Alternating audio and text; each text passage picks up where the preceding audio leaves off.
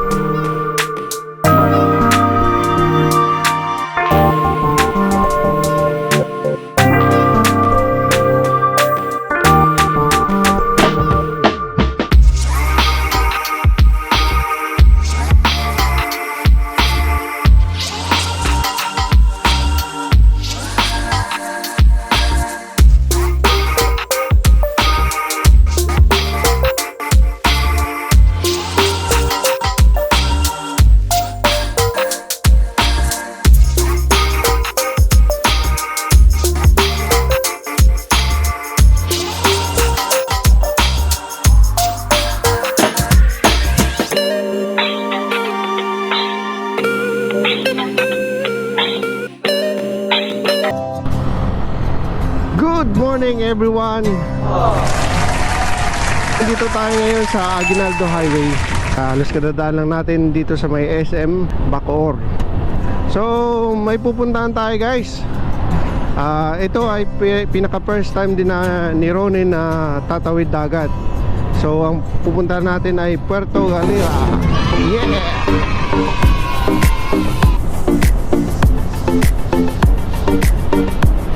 So maliban pala dyan guys, ay kasama din natin si Boss Madam nandito ng OBR ko.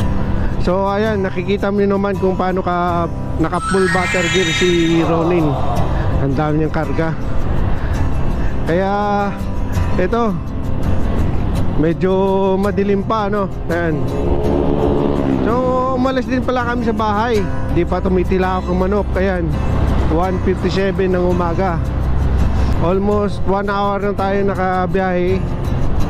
At according sa Skyways, meron tayo natitirang 102 kilometers. So mga 2 oras pa daw yung babiyahe natin. Masarap na biyahe ng umaga. Even though na ito dito sa may C5, iyan, may mga kasabayan tayong mga truck. Expected naman yan basta sa umaga. Sarap. Sarap magmotor dito sa bandang Aguinaldo Highway. Malamig-lamig yung hangin. Sarap. Ang pinakaruta pala namin ay ito. Baybayin namin ng Aguinaldo Highway ito hanggang sa Tagaytay. So maya siguro din na konti. Balaitaan ko kayo. Dito na tayo ngayon guys sa may silang. May mga kasabayan tayo, mga grupo ng Bispa riders. Mga 7 motor sila. Bibilis din eh. Yung iba may mga OBR, yung iba wala.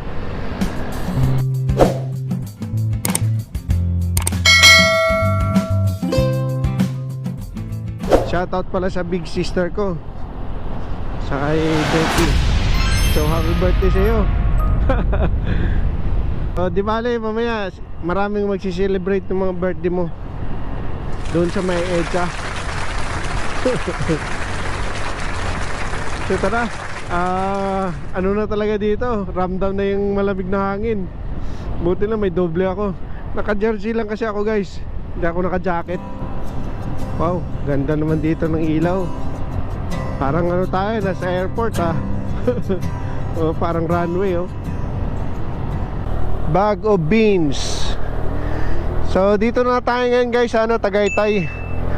At time check nga pala, alas 4 ng umaga na. So may remaining pa tayo na 64 kilometers. May git pa siyang oras yung tatakboy natin. Lamig talaga. So siya nga pala, solo ride lang kami ni Boss Madam. Wala kaming makasamang mga motor, nag-iisa lang kami. So ito na guys, nasugbo na tayo. Medyo ano na tayo, solo na tayo na ano dito, binabaybay yung daan na to. Buti na lang may mga kabahayan. So ganun pa rin ang lamig, grabeng lamig. Ngayon lang may mga kasalubong pa lang na motor. Parang may checkpoint dito guys ah.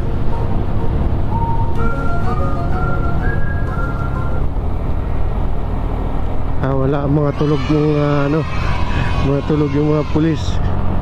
So from sa bahay namin hanggang dito wala pa rin kaming may na ano na checkpoint. Yun lang ang nakikita nyo. Ang lugar nga pala dito guys ay ano, halos kalalagpas lang natin ng Limery. So medyo malapit-lapit na rin to, mga nasa ano lang 20 minutes ano na tayo, darating tayo doon sa Batangas Port.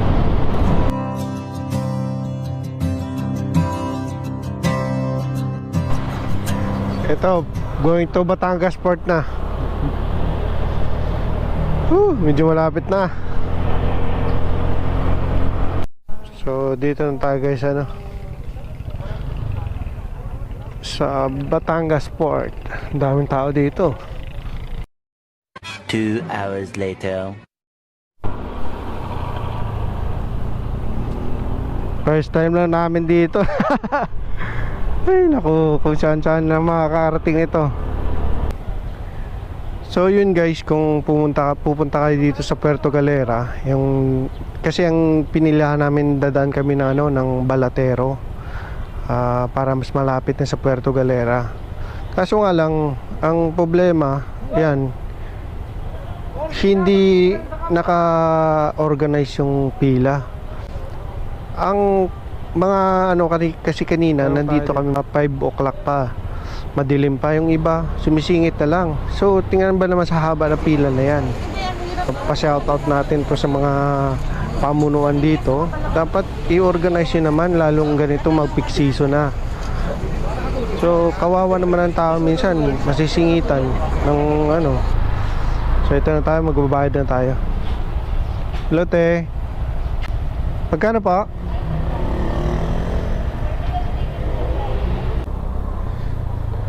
Ayun. Papuntang Balatero, sir? Click. Honda Click, Siya na sunod dito? 14 po. Dito? Sige, thank you. Lane 14 daw. Sana makaabot kami. At sa bagay na dito pa naman yung barko. Sir, papuntang Balatero? Wait na nga, tatanong natin kung kasya pa. Sir, Kulanggoy, motor, pwede ba ka motor dyan?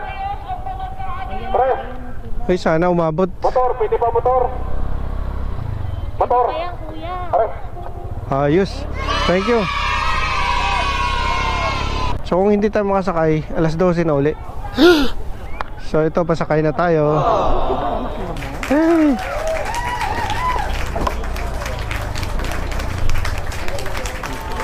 Pinakahuli. Grabe, punong-puno ang barko. Para mauna kami lalabas. Naku, huli kayo, sir. Kabilang daan.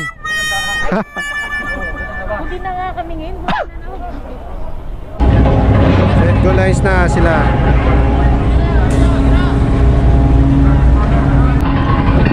Ano yung atak eh, oh.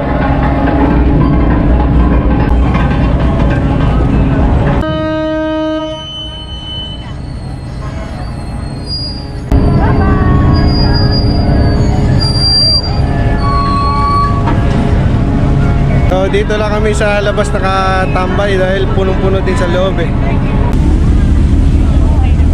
Yan, daming tao.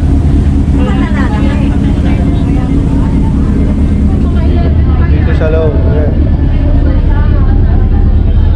Saan lang nakapwesto yung mga tao.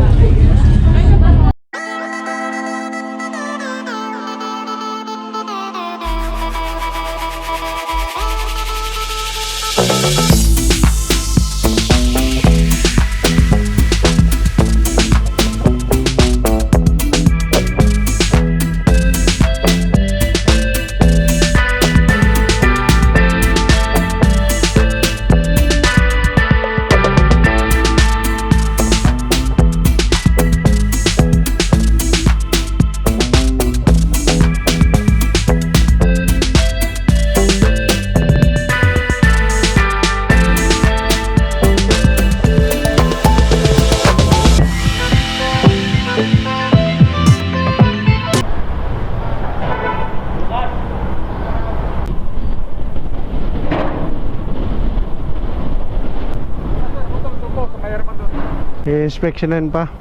So, kailangan pa daw yung S-Pass. So ito na guys, nakabayad na kami na 120 environmental fee per head yung ang bayad dito. So time check tayo, 11:20 na ngayon ng umaga. May sakit ng init.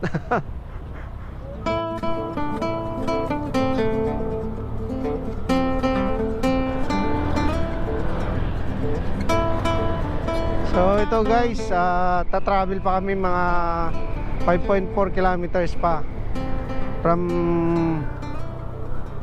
Balatero Port Terminal.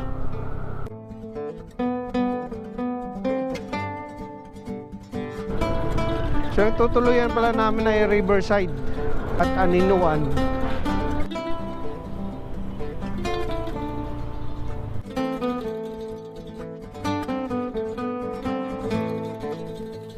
Uy, ang ganda ng beach dito. Bago ko nga pala guys makalimutan, ay ito ay isang group swimming pala ng kaopisina ng misis ko. Ang mga kasamahan niya ay nauna na, nandun na sa tutuluyan namin. So maya maya na konti, ibalitaan ko kayo.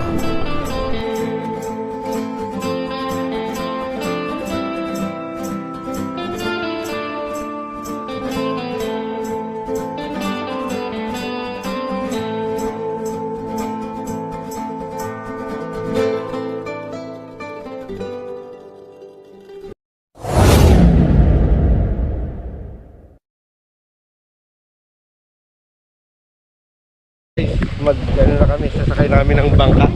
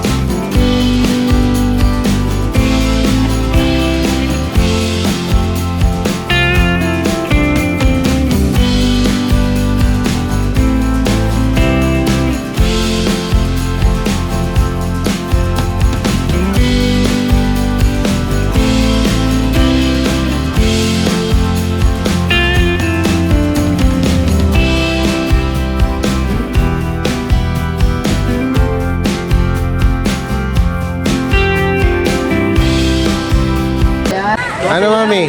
Kaya pa?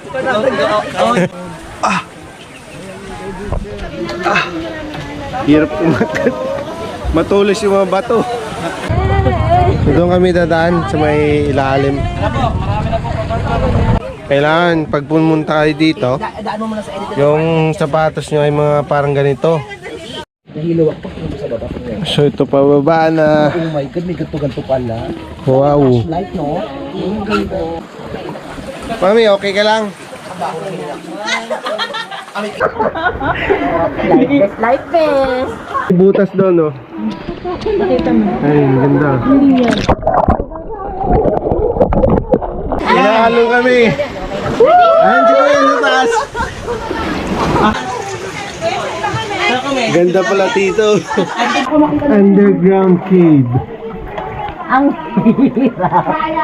Hirapan nga ba? Oo. Uy. Ay. Sa wakas, meron ng liwanag. Ay, sa wakas. Nauntog ako, di ba? Kakain daw muna kami no, sea urchin. Eh, paano kung gutom kami? Hindi po, ma'am. Para lang naman siya yung itlog. Yan daw. Baka 3. Magkano ba? Ibigay ko na lang po sa inyo yung pito na 200. 200. Opo, pito. hawakan nyo, ma'am. Tumahan tayo, ma'am. Magalaw yan. Gumagalaw sa tubig. Nakuha na Eh. nga yung laman, man. Tayo, gumagalaw pa. Sige. Baka Sige na ba? nga, pabiyak. Kawawa naman.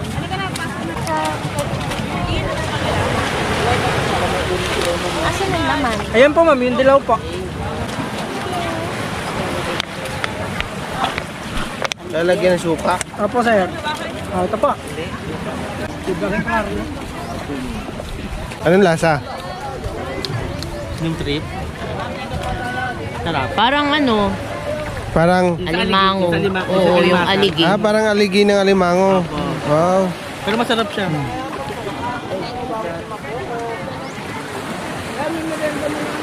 Oo nga no. Harap. Parang aligi ng alimango. So guys, maligo muna kami ni Boss Madam saka yung mga ka-office mate niya. So ito nga pala, dito kami sa parang island dito sa may Puerto Galera. Ito yung White Beach. White Sand. Ganda. Buhangin. So dala-dala ko rin ng snorkel. Kaya maligo tayo. Andun sila.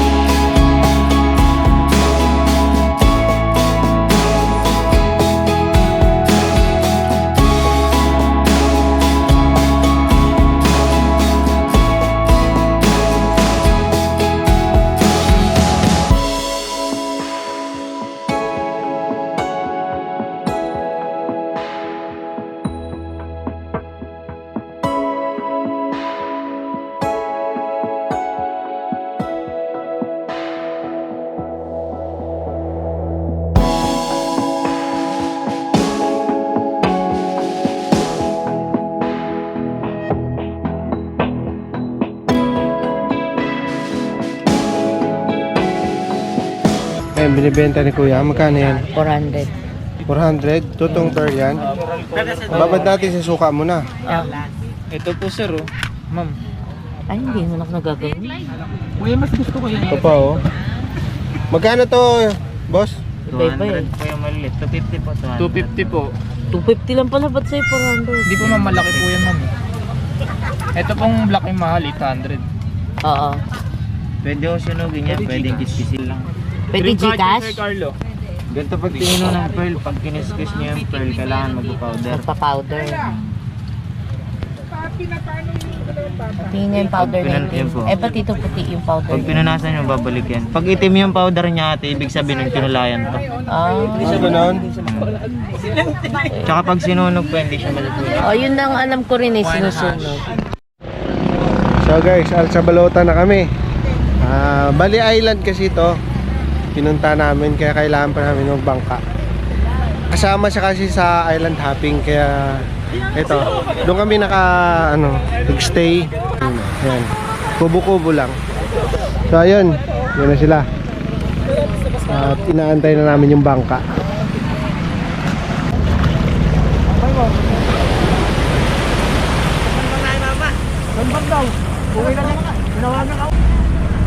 Ayun, Tapos kinakala.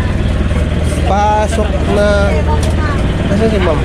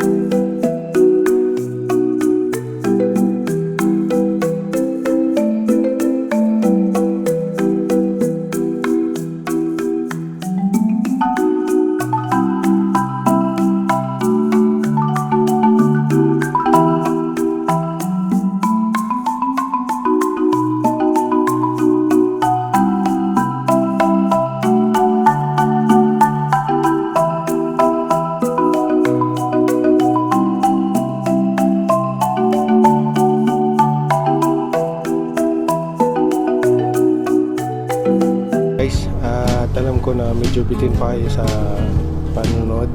Abangan nyo pala yung ano namin, yung video namin papunta ng Tamarao Falls at saka yung pagpunta rin sa Aninuan Falls.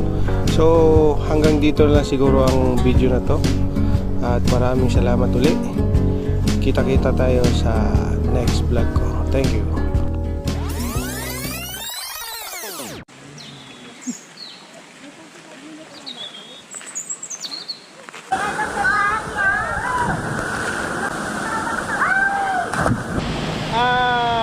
Nandito na kami sa Tamarao Falls. Ayan siya, yung Tamarao Falls na dinadayo din dito ng mga tao. Napakaganda.